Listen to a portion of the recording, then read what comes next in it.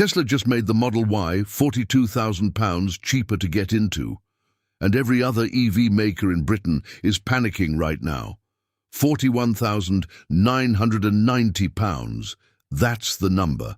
That's what Tesla's new Model Y Standard costs on the road in the UK. And if you're thinking, that's not exactly pocket change, you're right. But compare it to what a Model Y used to cost you, and suddenly it's a completely different conversation. Here's what actually happened. Tesla stripped the Model Y right back. No light bar front or rear, smaller wheels, no panoramic roof, no rear screen, no heated rear seats, none of the fancy ambient lighting you'd get on the premium version. On paper, it sounds like a downgrade.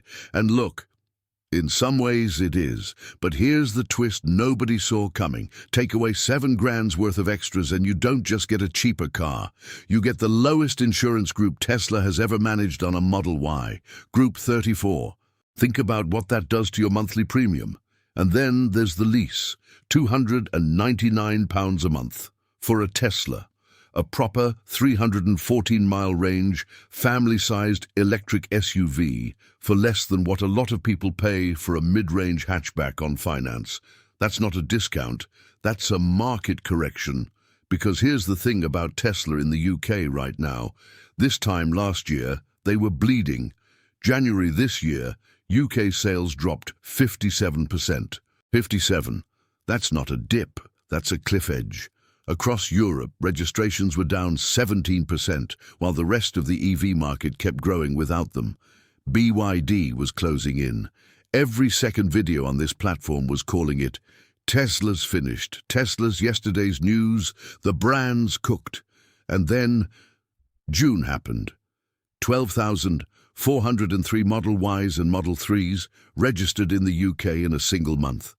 A 42% jump, year on year. BYD, for all its momentum on the continent, only managed 2,999 cars in that same month here. Do the maths. That's Tesla outselling BYD in Britain by roughly 4-1. In the one market, everyone said China was about to take from them. So what changed? This, the pricing, the standard trim, the 3.99% finance rate they dropped down from over 5%. The 0% PCP and HP deals sitting on the Tesla UK site right now with monthly payments starting around £249. Tesla didn't just adjust a price list, they rebuilt the entry point to the entire brand from the ground up. And that's the part that should worry every other manufacturer selling electric cars in this country. Think about who was winning on price before this. Hyundai, with the Ioniq 5 MG. The Chinese brands, Xpeng, BYD, all of them building their whole UK strategy around being the affordable alternative to Tesla. Come to us, we're the sensible choice. Tesla's too expensive for what it is. That was the pitch. That was working. It doesn't work anymore. Not at this price. Not with a £299 lease and Tesla's supercharger network sitting behind it. Over 2,300 charge points across the UK now, one of the biggest rapid charging networks in the country. You can build a cheaper EV than a Tesla, plenty of brands do, but can you build a cheaper EV with that charging network attached to it? That's the bit nobody's matching. Let's actually look at what the new lineup looks like now because it matters. 4 models. Model Y Standard at £41,990. Then the premium long-range rear-wheel drive at £48,990, long-range all-wheel drive at £51,990, performance up at £61,990. Tesla didn't just add a cheap option and leave everything else alone. They restructured the whole ladder. The old entry-level rear-wheel drive model is gone. Standard replaces it. Everything above that is now labeled premium. It's a proper rebrand of how you're supposed to think about buying one of these. And I'll be honest with you, I didn't expect Tesla to win this round, not after the year they'd had. The brand damage from Elon's politics, the aging lineup, the constant, "Is this the end of Tesla?" headlines. I thought the Model Y Standard would land flat, get a few lukewarm reviews, and quietly disappear. That's not what happened. Reviewers who drove it came away saying it's not compromised at all, that you get 90% of the Tesla experience for noticeably less money. One review even called it the most accessible Model Y ever to hit UK roads. That's not the language of a brand in decline. That's the language of a brand that just found its second wind. Now, not everyone's convinced, and fair play, some of the criticism lands.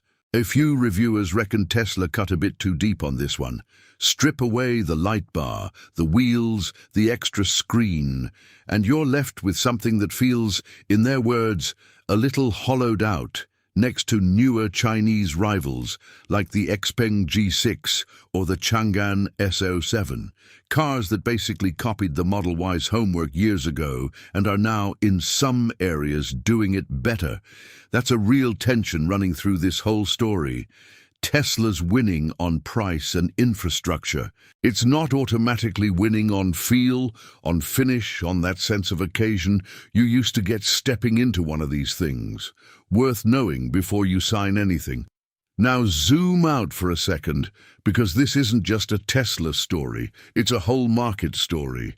June was a record month for electric cars in Britain. Almost 30% of every new car sold that month was electric. 64,440 EVs registered in a single month, up 38% on the year before. And the overall new car market grew too, 15% to just over 215,000 units. That means EVs aren't just taking a bigger slice of a shrinking pie anymore. They're the reason the pie is growing at all. Part of that is the fuel price story. With everything going on with oil prices this year, running a petrol car has got noticeably more expensive. And that gap between owning an EV and owning a combustion car keeps closing. Part of it is the ZEV mandate forcing manufacturers to hit electric sales targets or face penalties. Roughly 28% of sales needing to be battery electric this year, climbing to around 32% next year. Manufacturers who miss it pay for the privilege, and a real chunk of it, a chunk nobody wants to admit, is Tesla single-handedly dragging demand back into the segment with an aggressive price play that the rest of the industry has to respond to. And they will have to respond. That's not speculation, that's just how this market works. When the biggest EV brand in the country drops its entry price and its finance rate at the same time, every competitor sitting near that price point has two options. Match it or lose the customers standing right on that line between, maybe I'll go electric, and actually I will. Hyundai's going to feel this. MG's going to feel this. Even the legacy brands trying to protect their diesel and petrol margins are going to feel this, because diesel and petrol sales in this country are already down double digits year on year, and that trend isn't reversing. Combined, diesel and petrol have slipped to exactly half the market now. Half. 2 years ago, that number would have sounded mental. There's a wrinkle in all of this too, and it's worth mentioning because it's not all good news for British car buyers. The SMMT, that's the industry body representing UK manufacturers, has been warning that if Britain and the EU can't sort out post-Brexit content rules soon, British-built electric cars could get hit with tariffs worth close to $2 billion.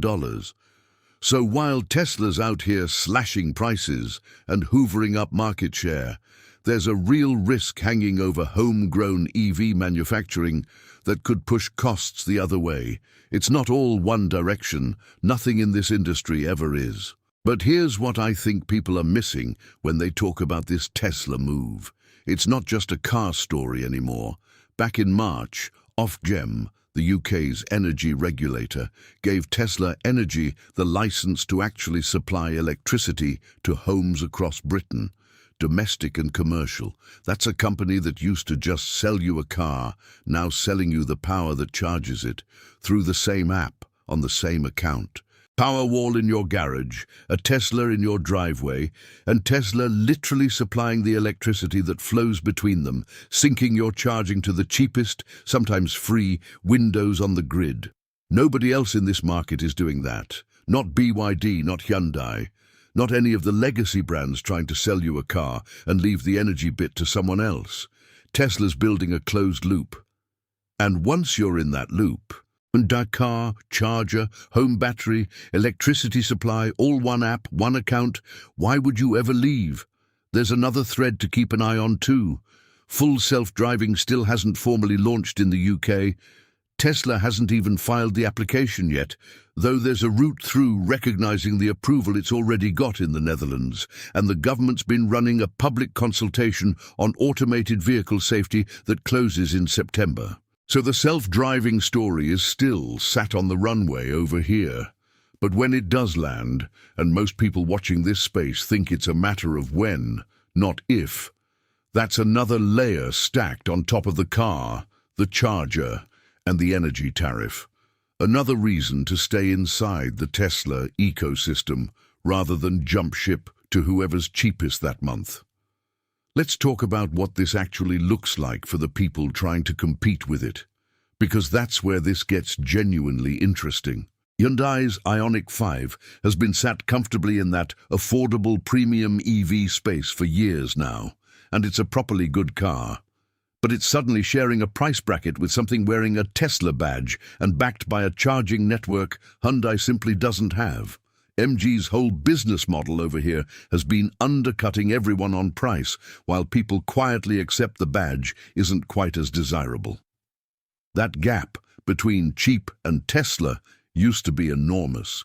Now it's a few £1,000s and a finance deal. When the gap closes that much, the calculation every single buyer makes at the dealership changes completely, and it's not just the direct rivals. Think about what this does to the used market too. A cheaper new Model Y drags down the resale value of every slightly older Model Y sitting on a forecourt right now, which knocks onto used EV pricing across the board, which then puts pressure on everyone selling anything in that segment, new or used. Ripple effects like that take months to fully show up in the data, but they're coming. Anyone in the trade will tell you the same thing. A headline price cut from the market leader never stays contained to just that one model. There's also a psychological shift happening here that's easy to miss if you're just looking at spreadsheets. For years, "I'd love a Tesla, but I can't justify it," was one of the most common sentences in British car buying. It was the aspirational option, the one you looked at and then bought something more sensible instead. That sentence doesn't really work anymore. Not at £299 a month. Tesla's taken itself out of the aspirational bracket and put itself right into the actually "why wouldn't I" bracket, and that's a far more dangerous place for its rivals to be competing against. That's the actual announcement here. Not just cheaper Model Y. It's Tesla deciding all at once to attack this market from every angle it can reach. The price of the car, the cost of financing it, the cost of charging it, and now the cost of powering your whole house around it. That's not a product update. That's a company that spent the first half of this year on the back foot, deciding it's done playing defense. Will it last? Genuinely, I don't know. BYD isn't going away either. They're still outselling Tesla across large parts of mainland Europe most months, even if the UK's proving a stubborn nut for them to crack. And Tesla's own finance numbers give you a clue this isn't effortless. Cutting the APR on the standard model from over 5% down to under 4% suggests they've had to work harder than the headline sales figures let on. This is a company fighting for every single registration, not coasting on the badge alone anymore. But for right now, this month in this country, Tesla just reset what affordable EV means in Britain. And every brand that built its entire pitch around being the cheap alternative to Tesla just had the ground move underneath it. If you were holding off on going electric, waiting for the right moment, you're looking at it. Tell me in the comments. Would you actually buy the stripped-back Model Y Standard for the lower price, or would you rather pay more and keep the light bar and the rear screen? I read every single one of them. And if this actually cleared up what's going on with Tesla and the UK market right now, share it with someone who's been sat on the fence about going electric. Subscribe if you haven't yet. There's a lot more of this coming.